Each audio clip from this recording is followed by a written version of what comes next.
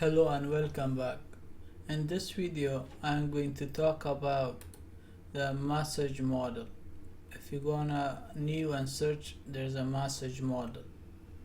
So what is message model? Message model defines a predetermined message format for the application. So if you come right here and you to your MQ and come to your cursor and you will see the DFDL. So the DFDL is a data format descripting language. Is a type of language that is used that is like XML based language, and DFDL is used to describe how data is structured. It is very handy because it doesn't depend on any specific data format. So I will show you like how they're gonna be created. You could also, it says a binary. You could, for the binary or text message with a data format description language is a XML based schema. So I will show you. You could create your own custom way, any type of format you want. So let's how you do that. For example, let's say I have a data CSV file, like a comma separated file. If you pay attention to the first one, it is ID, name, phone, and address. Below that, it is the value of ID, name, phone, and address, and it repeats 3 times. So we will create similar stuff like name, ID, name, and it is up to you want to create a header or not. I will show you how, but we will create this type of data. If you want to do that, we need to click on and say new. And one more thing, because the message model do not have any specific container, so we need to create a container, or you could add it right away to application container. But I want to create library, so that in this way you will learn library at the same time with that library. So what is a library on the IBM Integration Bus?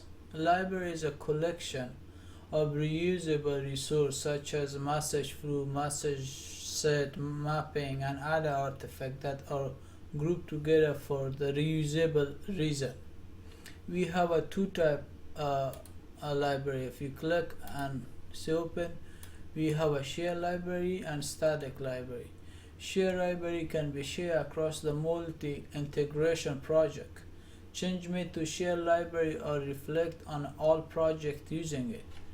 So, and also we have a static library. Static library is on IIB is similar to a shared library, but within one key difference.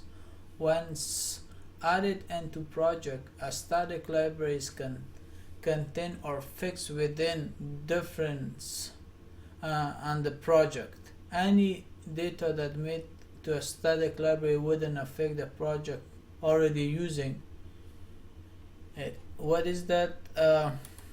If you also come below, it's a static library when you require, and so basically, let's say share library we created and we reference it to our application. We want to use it in our application. Let's say we reference it to money application. Once any change we put it, any update we bring it to the shared library. Once we deploy it to our execution group, doesn't matter to how many application the shared library was connected or reference it, those applications will pick the different update code to themselves. But our static library is the reverse. Once we connect it to many applications, once we brought a change to a static library, the static library, once I deploy it, even the static library to my integration, my application will not pick the update code. What we need to do, we need to redeploy the application with the static library. So in that way, the change would be affected to any application that was referenced. So that's different. This was automatically. The static means we need to do some other work, like redeploy all the application with their static library. But with the share library, no, you just only deploy the code that we brought the object, or we create we added different resource to it. The update could be available right away automatically. So right now we will create share library. I will call them a shared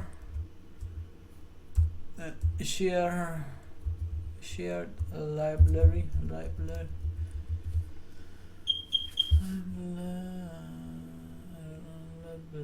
Okay, finish.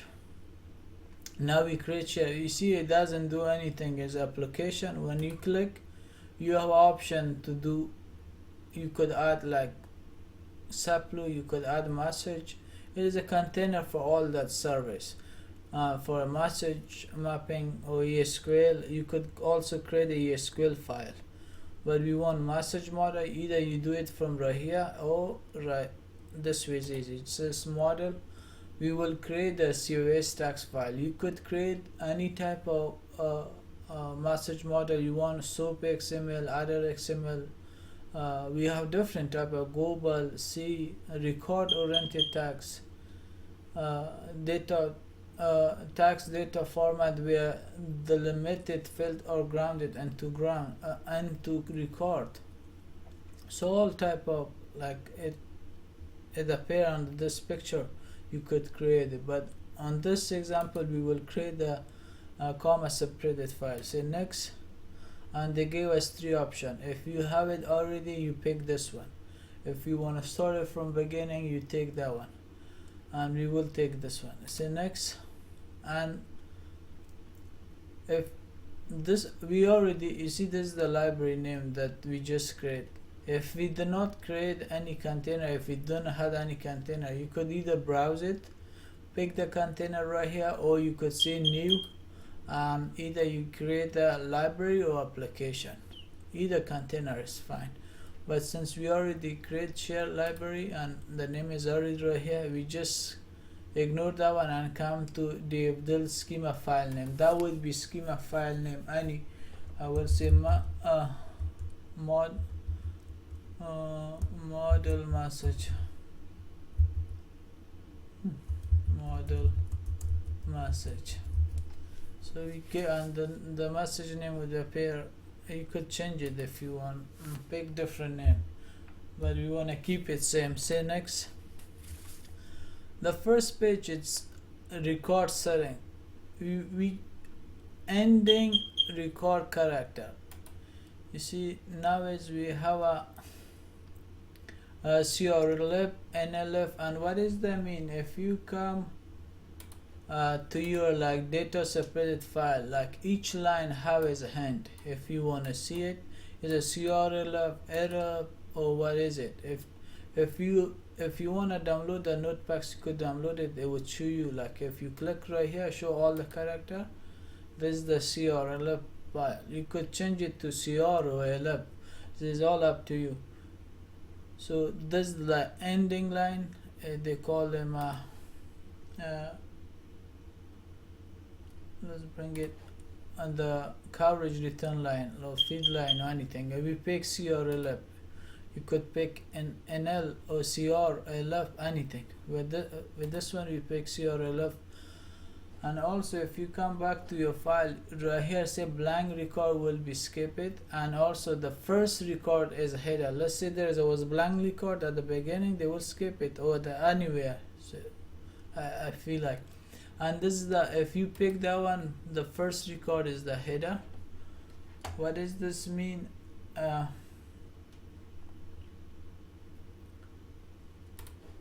The first record would be the header, the name of the header, the label of the header, like ID name. If you don't want it the first record as a header, do not pick this option, leave it. And second, this is the number of field. If you come back to the your file, so you counted how many fields you have. 1, 2, 3, 4. 4. We will put right here 4. Just type 4. Because it's 4. You could create default variable, but we don't need it. After that, we say next. Let's create the header. I will refix it back and finish. You will see what is the header. See, now we have a header and record. If you open it, they gave us the four field, and also it gave 4 field. That means this one. Now you could change your ID, name, phone, and address. Same thing. And we already changed that one: phone, name, ID, and address. And the first one is a type. You could pick the type. If it's different, ID is a different type, it is string, then we pick string. Is integer. And name is that one, and this is also integer. So we just pick them. And right here is a minimum occur maximum, at least one time or most one time. It's like a mandatory. If you want to unlimited or optional, you just make this one 0. This content would be optional. Oh, right here is not -1. Is not. We will say, like, when you click, you will say unbounded. Unbounded mean like unlimited, because this is a header and not give me the option. But right here you could say unbounded, because this is the record. This is the sequence. You click right here, they give you the option unbounded or 1, because that means the record would be repeated unlimited time, and the header is only one time. You see, the header is only one time, but record would be repeated. And also, if you come right here, there's the value, simple value. You could add it right now. Let's say this ID. Let's put a 0 1 0 1 0 1 0 name Ahmad, and phone, pick any number right now, and address 13 Street, so New York Street. And now we just give them the value. If you go upstairs right here, they say create logical instance. What does that mean? Just say click, because that way we test it. We're not bringing our data through right here. We test it and you see how it look. Let's make it smaller. Now we need to run it. Once we run it, we already provide the data. That if you see successful, if there was an issue on my data, the simple data I provide, if there was an issue, they giving me the exception, but everything was fine. It looked like that. ID, head value 1, head value 2, and it's a name. You see all the information, but you could clean those information from here. That's why you're doing that stuff. See, now it look like that. But if you want to see how it look on a tree on XML format, you on this side, on left side, come right here and click and make it bigger. See, there's a tree view. You could view it as a tree. There's a header, and header has an ID as integer, string, and those type, and record, ID, name, same thing. It would look like that. If you want to see it on an XML view, you just click. It will look like that. This is the header section, and this is the record section, and they're telling me the type. You know, there's a schema provide all the information, so you look like that. And if you want to go back to your integration development, like from this testing mode back to the regular one, you just click right here, you will come back. And if you want to show quick outline, this will show the mapping, how it connect to each other. This first is schema. It is a IBM comma separated file, it referring to this one, comma I think, and then message model, and there's a tab complex. Like, they give you all the information, like how it connect over all map out, and show all the action. What does that mean? Let's say this is the you want to add, like you want to make this one complex type, so this will bring all the element that we will make this complex. Let's say we want to make this complex, it will be right here. If you want to make the global element, it will be right here. Simple tab, all the option they will give it to you to work on those data. Right now I want to make this complex. I will come to complex and say add and label it. Any label you could give it to them for your complex tab. Say add, then now they give the option. The first is and the address. First is the street name, and second is let's say city, and third one is let's say a zip code. Zip code. And we go back to our let's close it, save it, and now open it back. Now if you come back to your record, the conflict, you could make it as a complex through you see now my complex data type come to on a type option. So I made it complex right now. This tag has a many tag subchild right here, 3 subchild. If you want to see the how it look, same thing, create logical tree and okay. Now let's run it and you will see the option. Okay, everything look fine, successful. It look like that. ID, name, and the last tag is A because it's a complex, and if you open that one, it will look right here like that on the XML format. First is a header, the second record. This is a complex tag, and also if you want to open it on a tree view, is a header and record, and this is a complex type. It would look like that. So it give you provide all the information. Double click to get out from this place and come back to a regular. And also if you want to bring some setting to one of, let's say I want to bring setting to this one, we need to go to property. You see there's a hiding property right now, the property is hide. You could do it right here, and also we already tested through this one, the dummy data, we put it right here. But let's say you have a file, you wanna, once you create everything, you have like a file, a big file, you wanna test it.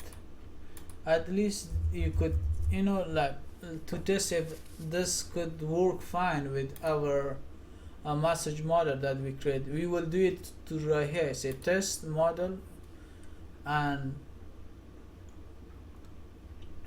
say content from data file, browse,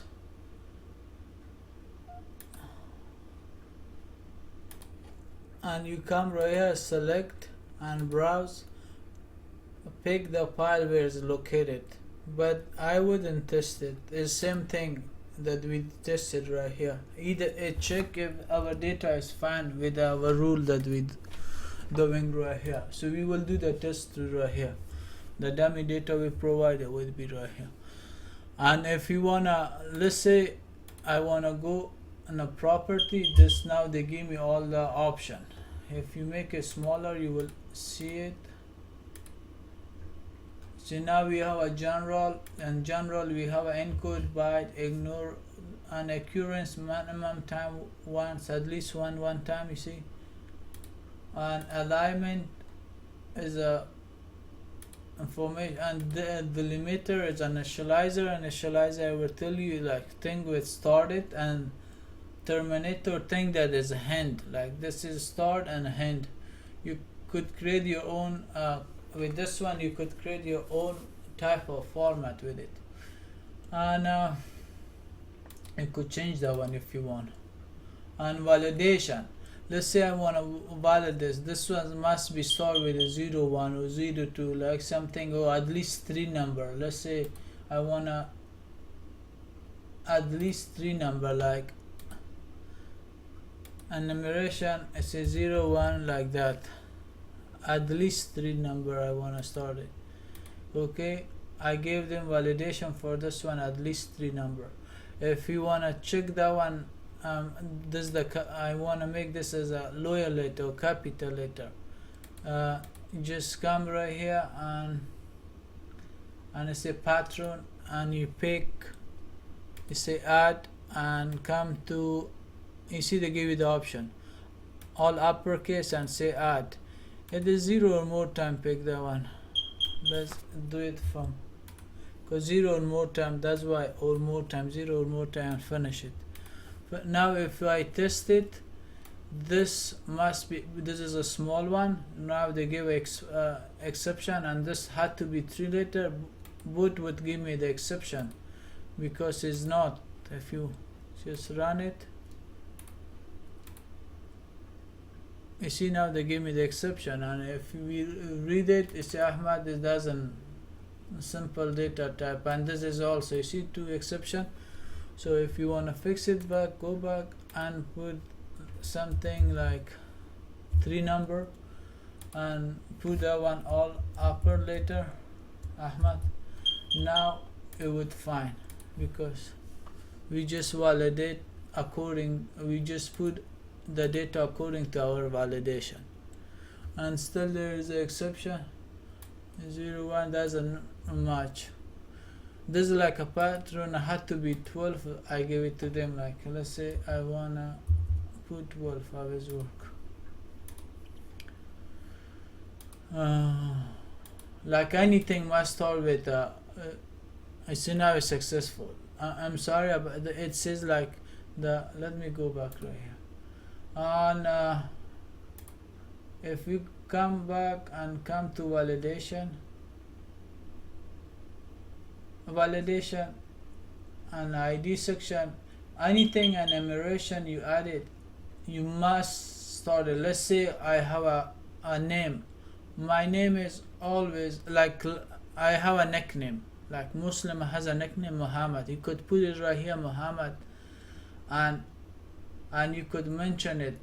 It must be Muhammad, otherwise not acceptable. This is an enumeration type. So that's why, let's for example, we just pick this number. It must be this number right here, otherwise it wouldn't work.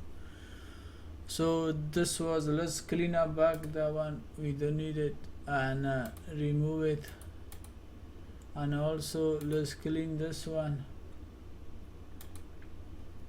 and go to your and remove it, finish. So this we already create now. So let me make it simple. I don't want a header, so I will come back. So I now make it back. I just want to record now the header, and right here is a little bit more option. Let's say if you open something, it would be like that. If you want to see it, you say click and you will see everything. If you want to reopen it, everything would be like minimize or maximize, like it would open and close back. You want to like any data, any information, you could clear it. Like you say clear all the property. See, we clear all the property, and then a local property you want to clear, and you want to see them how it look. See now content string, and it will look like that, like validation string. Anything happen, they give you the map, like, and show the inheritance property, show only basic property. So this is a few more options, and right here is a help button. You click and give you the information. And this was about the message model. Let's see how you want to use it right here. If you want to use it on the MQNDI, there I already put trace node is like it record trace record. A trace node generate trace record just for the monitoring the behavior of our application. Let's say if a exception happened right here, I want to capture it.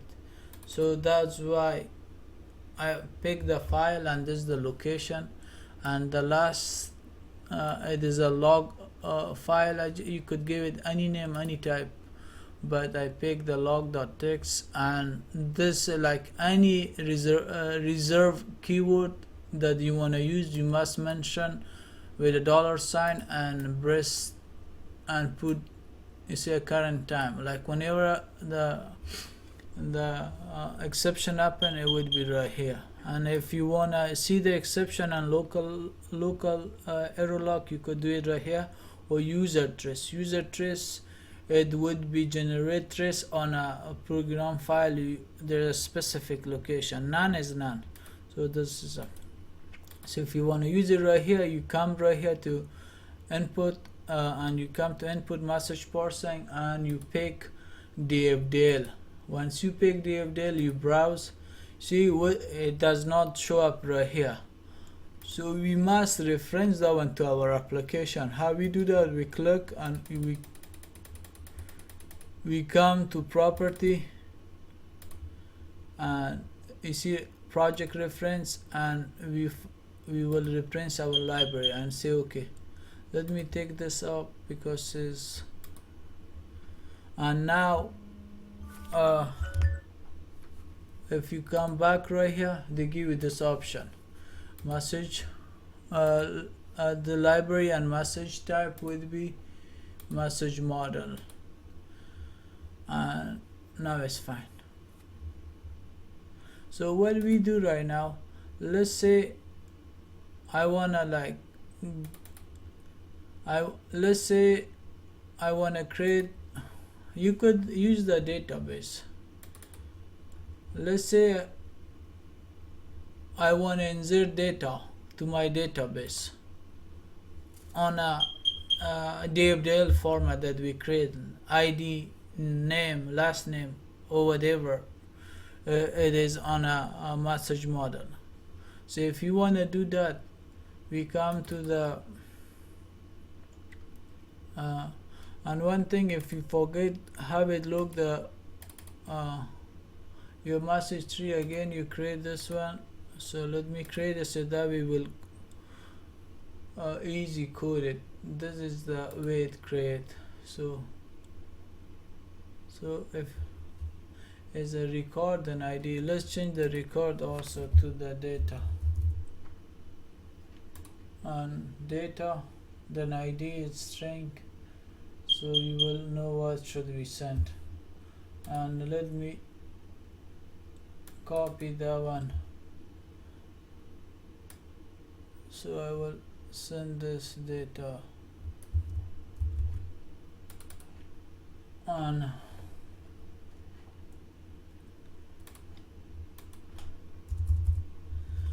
this the data. Let me bring it over there so that way I will send this one, but I will code. Okay, let's close it and save. I just want to add it right here to remember what I'm doing.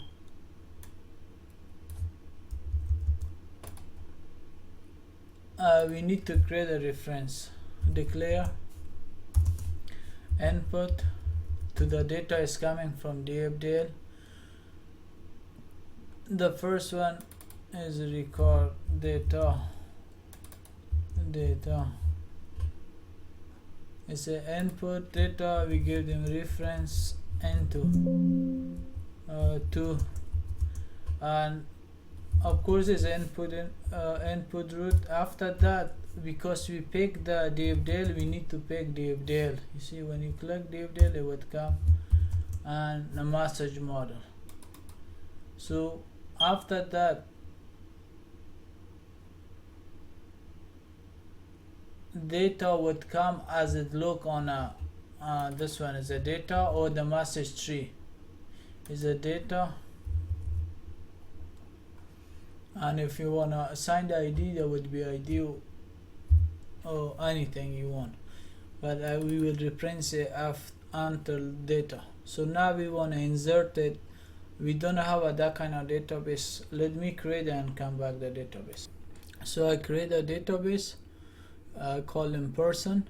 Is like it has a 4 data in it. John, and let's insert it through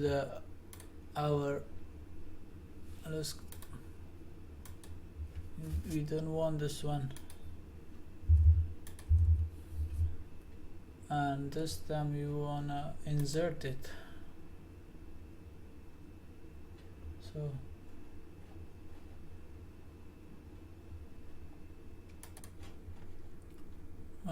So let's write the code. So we say insert into click that one, and we need to give them a table name and database. That's the keyword database. We have a DNS name dot my schema name dot table name persons. And we need to mention the person field. If you come right here, the first one is ID, copy, paste, comma, copy, paste. Make sure you do copy paste so that way there's no mistake. And address. Then we give them like whatever come from a data structure. Say ID, it come ID. Let's copy that one. Let's put it in a second, so you will see that. And we will change it. The second one is name. Third one is phone number, and fourth one is address, if you remember. And save, deploy.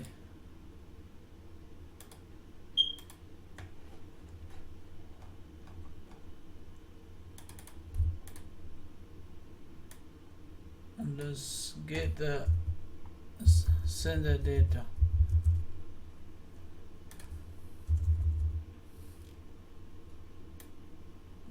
Let's pick. Okay, I wanna send this. Close that one and bring that, and you just say I wanna put one record. That's why I'm using that one. You could do it through this one. This pick 44 Mahmadallah, and this is the phone number and this is the address, and say put as on. Let's get into it. Data come is fine into input. If you open the structure, the data looks same structure that I show you on the message model. Data, ID, name, phone and address, and also we assign it to input. Data, ID, name and address. And that was extra, no needed, and just wanna insert it right here. And first we take the table. Now we insert it. We don't need to say return, but just to finish the process. And let's go back to our SQL, and right now this is another one. Let's run it. If it come right now is 11, that was 12. Okay, now as you see 44 Mahmadallah, this address, it worked fine. So see you on the next video.